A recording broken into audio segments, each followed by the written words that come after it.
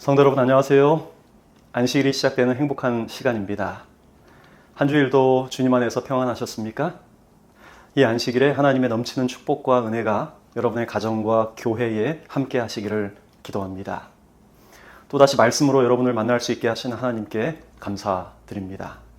저는 이번 한 달 동안 룻기를 통해 조명하는 남은무리 재림 성도의 삶이라고 하는 주제로 말씀을 나누고 있습니다. 지난주에는 흔들리며 피는 꽃이라고 하는 제목으로 나오미의 신앙을 생각해 보았습니다. 오늘은 두 번째 시간으로 거룩한 고집, 거룩한 동행이라고 하는 제목으로 룻의 모습을 통해 우리에게 말씀하시는 하나님의 음성을 듣기를 원합니다. 먼저 하나님의 말씀 룻기 1장 16절부터 18절의 말씀을 읽겠습니다. 룻이 가로되 나로 어머니를 떠나며 어머니를 따르지 말고 돌아가라 강권하지 마옵소서. 어머니께서 가시는 곳에 나도 가고 어머니께서 육숙하시는 곳에 나도 유숙하겠나이다. 어머니의 백성이 나의 백성이 되고 어머니의 하나님이 나의 하나님이 되시리니 어머니께서 죽으시는 곳에서 나도 죽어 거기 장사될 것이라. 만일 내가 죽는 일 외에 어머니와 떠나면 여호와께서 내게 벌을 내리시고 더 내리시기를 원하나이다. 나오미가 룻의 자기와 함께 가기로 굳게 결심함을 보고 그에게 말하기를 그치니라. 갓 시집을 온 고집 센 며느리가 생선을 굽고 있었습니다. 그런데 그녀는 생선을 앞뒤로 돌려가며 굽지 않고 한쪽만 계속 굽고 있었습니다. 당연히 생선의 한쪽 면이 계속 타고 있었고 반대쪽은 익지 않은 것입니다. 그것을 보다 못한 시아버지가 이렇게 말을 했습니다. 얘야, 생선을 뒤집어 굽지 않고 한쪽만 그렇게 태우느냐? 그러자 이 고집이 센 며느리가 시아버지에게 이렇게 대답을 했습니다. 아버님, 그냥 냅두세요. 쟤까진 녀석이 뜨거우면 돌아 눕겠지요. 참 고집 센 며느리입니다. 예로부터 우리나라에서 고집이 세기로 유명한 세 개의 성씨가 있다고 합니다. 바로 안씨, 강씨, 최씨입니다. 소위 안강최가 고집 삼성이라고 하는 것이죠. 제가 이분들에 대해서 이 성씨에 대해서 좋지 않은 감정이 있는 것은 아닙니다. 그런 말이 있을 뿐입니다. 그런데 이것에 대해서는 두 가지 견해가 있습니다. 하나는 안강최 고집은 경주시 안강읍에 사는 최 씨의 고집을 말한다는 것입니다.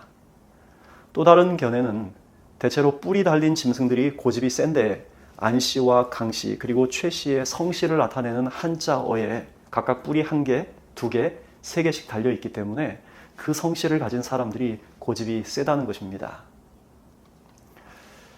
여하튼 이 최 씨 고집이 얼마나 센지 살아있는 김 씨 3명이 죽은 최 씨 하나를 못 당한다라고 하는 속담이 있을 정도라고 합니다. 저도 이런 속담이 있는지는 처음 알았습니다.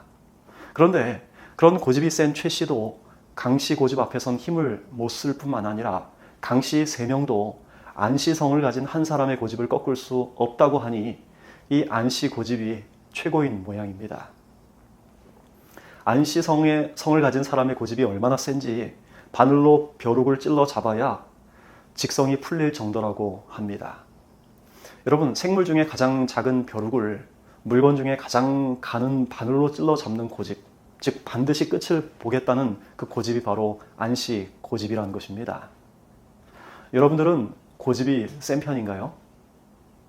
죽은 사람이 아니고서야 고집이 없는 사람이 어디 있을까요?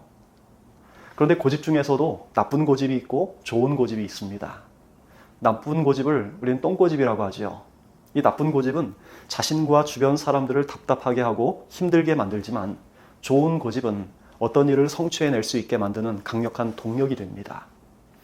만약 에디슨의 고집이 없었다면 우리는 전기가 없는 불편한 삶을 살았을 것입니다. 만약 라이트 형제의 그 끊임없는 집념이 없었다면 비행기를 타고 편리하게 여행할 수 없었을 것입니다. 이처럼 긍정적인 고집은 개인의 성공과 역사의 발전에 꼭 필요한 요소입니다. 마찬가지로 신앙생활에도 두 종류의 고집이 있습니다. 나쁜 고집과 좋은 고집입니다. 저는 이 중에서 좋은 고집을 거룩한 고집이라고 부르고 싶습니다. 우리는 하나님께서 이스라엘 백성들을 향해서 목이 곧은 백성이라고 하시는 그 성경의 말씀을 종종 봅니다. 신명기 9장 6절의 말씀입니다. 그러므로 내가 알 것은 내 하나님 여호와께서 내게 이 아름다운 땅을 기업으로 주신 것이 내 의로움을 인함이 아니니라. 너는 목이 곧은 백성이니라. 출애굽기 33장 3절에도 비슷한 말씀이 나옵니다. 너희가 젖과 꿀이 흐르는 땅에 이르게 하려니와 나는 너희와 함께 올라가지 아니하리니 너희는 목이 곧은 백성인즉 내가 중노에서 너희를 진멸할까 염려함이니라. 지금 여기 두 말씀 가운데 목이 곧은 백성이라고 하는 표현이 나오는데 새 번역 성경에서는 이 표현을 고집이 센 백성이라고 그렇게 번역을 했습니다. 광야 생활 중에서 끊임없이 하나님을 불신하고 불순종하는 이스라엘 백성들을 향해 하나님은 너희들 정말 고집이 세구나라고 말씀하신 것입니다. 똑같은 말씀을 예레미야 선지자가 이렇게 적고 있습니다. 예레미야 7장 25절 26절 너희 열조가 애굽 땅에서 나온 날부터 오늘까지 내가 내 종 선지자들을 너희에게 보내었으되 부지런히 보내었으나 너희가 나를 청종치 아니하며 귀를 기울이지 아니하고 너희 목을 굳게 하여 너희 열조보다 악을 더 행하였느니라. 예레미야는 유다가 패망하기 전 당시 이스라엘 백성들의 영적인 상태가 모세 당시 이스라엘 백성들이 광야에서 불순종했던 때보다 더 심각하다고 말하고 있는 것입니다.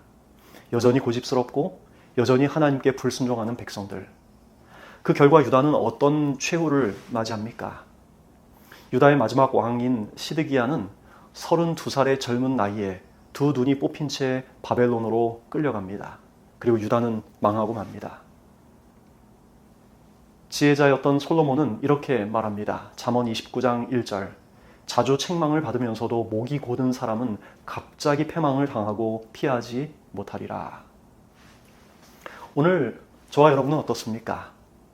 나의 의지와 내 고집대로 살기를 원합니까? 아니면 하나님의 뜻과 그분의 의지에 자신의 의지와 마음을 굴복하며 살기를 원하십니까? 하나님은 어떤 사람도 멸망시키지 않으십니다. 죄인은 끝내 회개하지 않는 고집에 의해서 스스로를 멸망시킬 뿐이지요.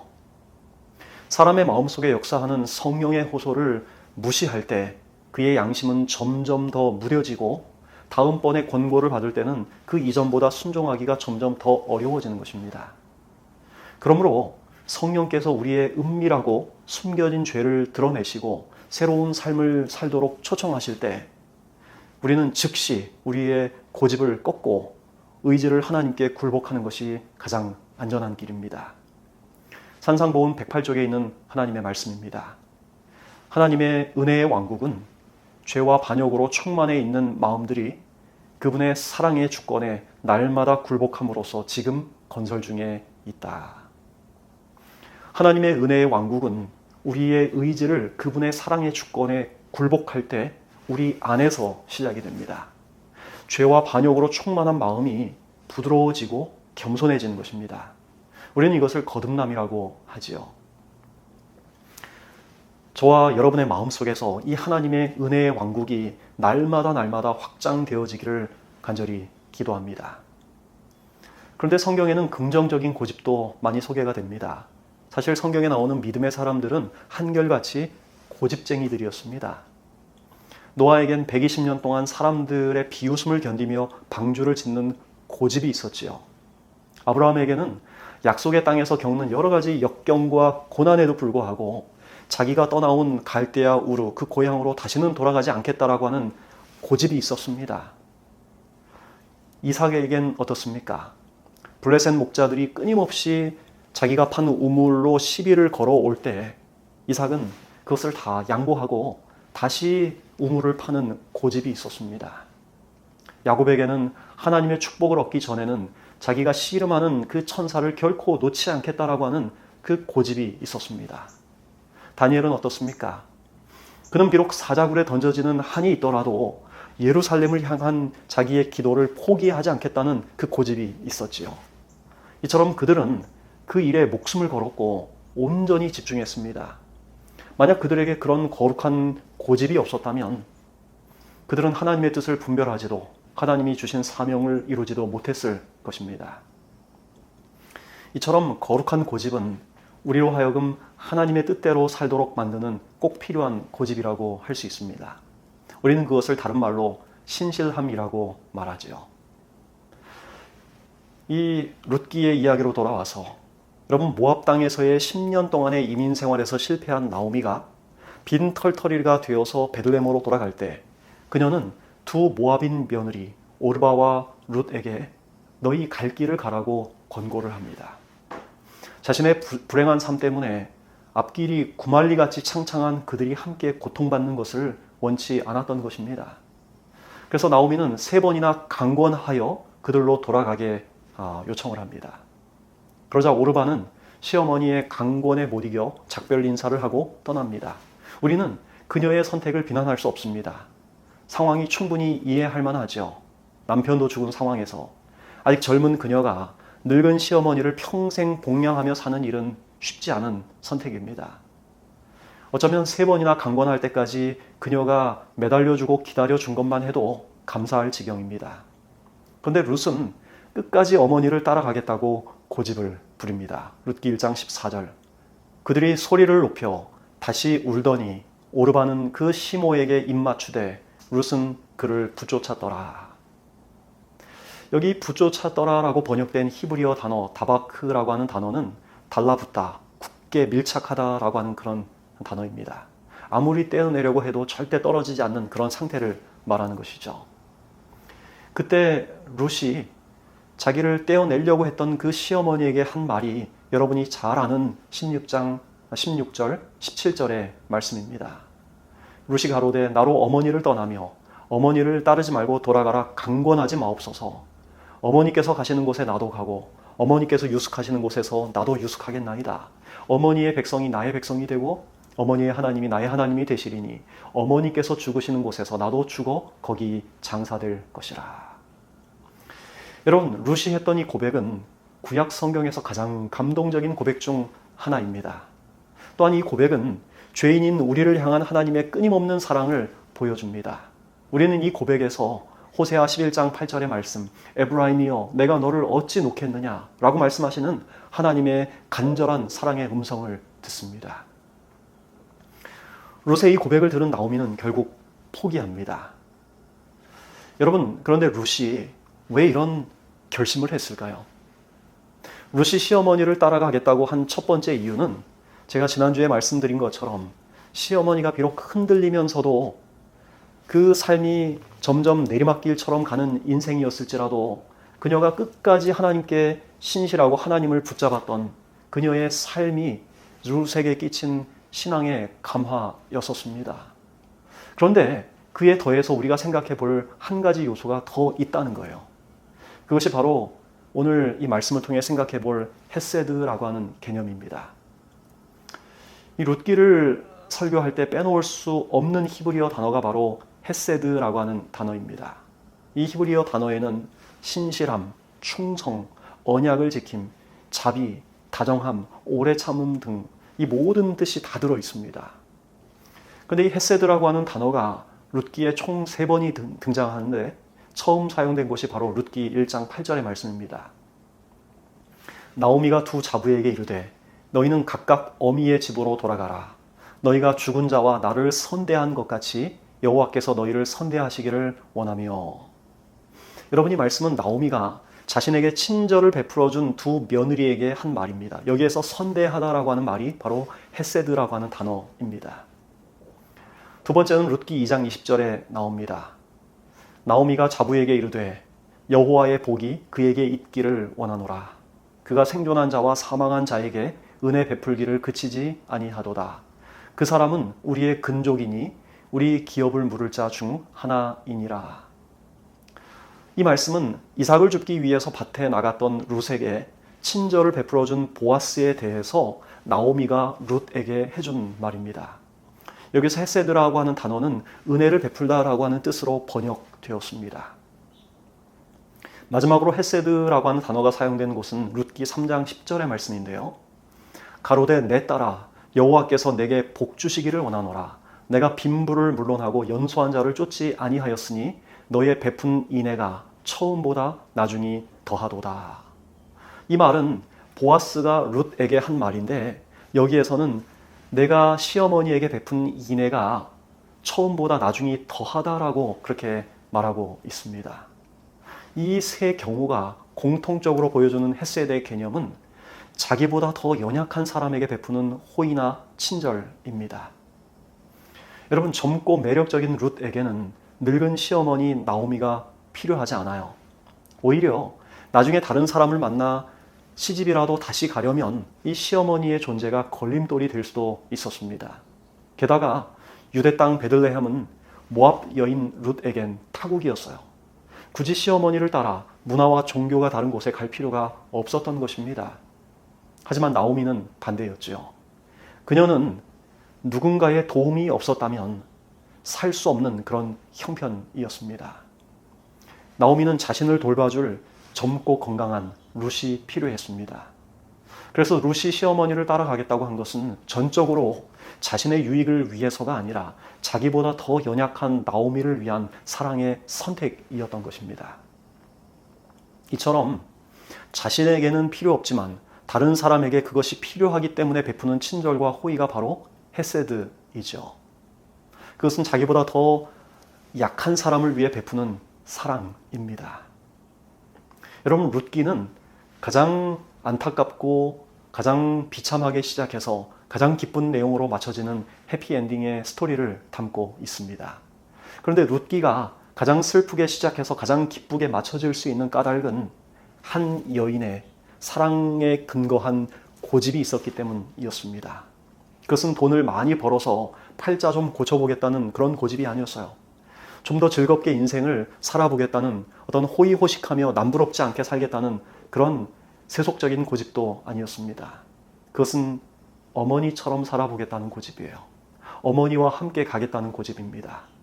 자신이 섬기는 모압의 신을 버리고 어머니가 믿는 창조주 하나님을 믿고 살겠다는 고집입니다. 그리고 그것은 자신이 죽을 때까지 늙고 힘없는 시어머니를 돌보며 살겠다는 사랑의 고집이었습니다. 여러분은 올해 어떤 결심을 하고 살아가고 있습니까? 더 건강한 삶을 위해 운동이나 혹은 다이어트를 결심한 분이 있을 것입니다.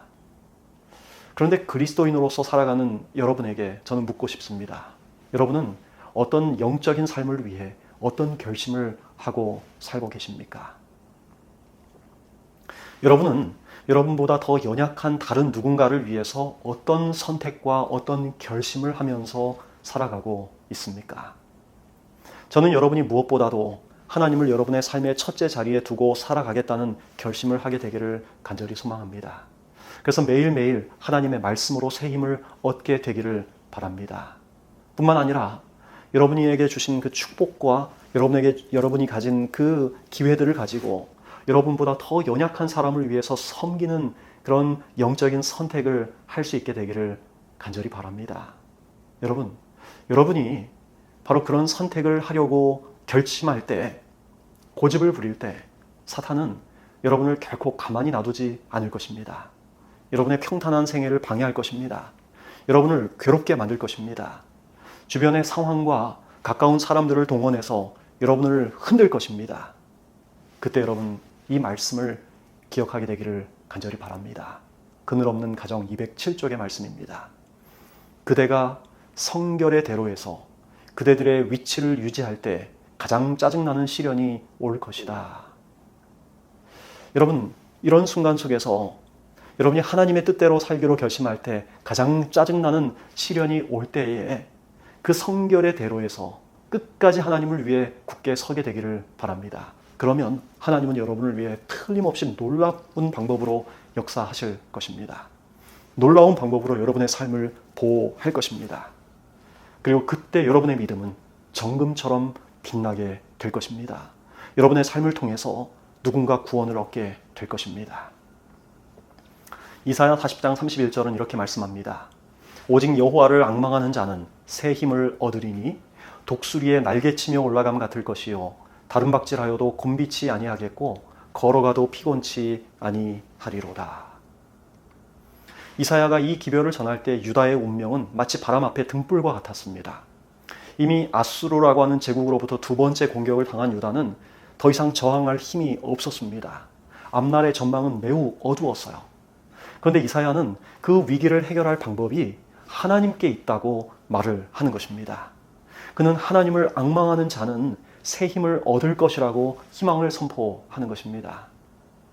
사랑하는 여러분, 우리가 사는 이 세상은 성경 예언에 따르면 점점 더 그리스도인으로서 살기 어려운 세상이 될 것입니다. 경제는 점점 더 어려워질 것이고 정치는 더 치열해질 것입니다.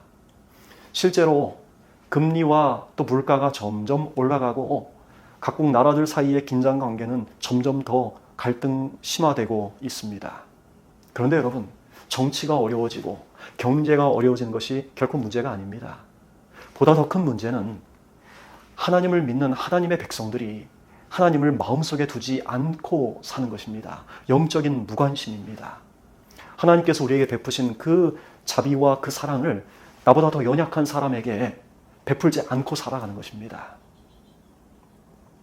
여러분, 우리를 둘러싼 위기가 아무리 커도 우리가 하나님께로 돌아가면 희망이 있습니다. 왜냐하면 이사야 40장 15절의 말씀처럼 하나님께는 열방이 그저 한 방울 물과 같고 저울의 작은 티끌 같으며 섬들은 떠오르는 먼지와 같을 뿐이기 때문입니다. 여러분, 신실하기를 바랍니다. 끝까지 하나님의 약속 안에 굳게 서기를 바랍니다. 하나님께서 여러분에게 주신 그 축복을 더 연약한 사람에게 베풀며 살게 되기를 간절히 소망합니다. 다음의 증언의 말씀을 들어보기를 바랍니다. 그대가 아침에 일어날 때 그대의 입술에 하나님을 찬양함으로써 일어나라. 그대가 일하러 나가는 때에는 하나님께 도움을 간구하는 기도로서 나아가라. 생명나무로부터 하나의 잎사귀를 기다리라. 이것은 그대의 마음을 어루만지며 시원하게 하며 그대의 마음을 평화와 기쁨으로 가득 채울 것이다. 그대의 사상을 구주 예수께 고정시키라. 세상의 복잡한 데서 분리되어 그리스도의 그늘 아래 앉으라. 그때에는 그날의 수고와 투쟁의 소음 속에서라도 그대의 능력이 새로워질 것이다. 사랑하는 성도 여러분, 매 순간 그리스도를 바라보며 성결의 대로에 서기를 다시 한번 결심하게 되기를 바랍니다. 그럴 때 죄의 권세를 이기는 하나님의 능력이 여러분을 승리로 이끌어 주실 것입니다. 오늘 믿음의 여인 룻이 보여준 거룩한 고집이 오늘 저와 여러분의 영적 결심이 되기를 간절히 소망합니다. 더 연약한 사람을 위해서 섬기는 기쁨과 또 신실하게 사는 감사의 생애가 되기를 간절히 소망하며 말씀을 마치겠습니다.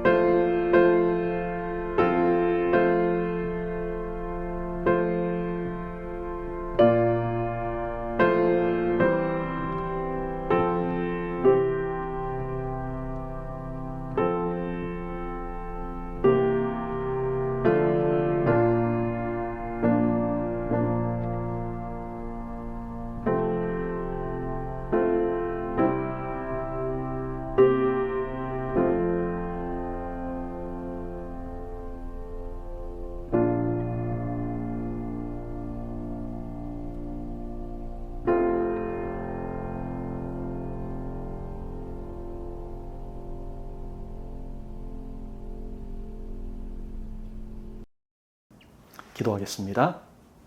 사랑의 아버지 하나님, 거룩한 결심으로 하나님을 영광스럽게 하고 주변의 사람들에게 하나님의 품성을 드러내는 신실한 여인 룻처럼 살게 하옵소서.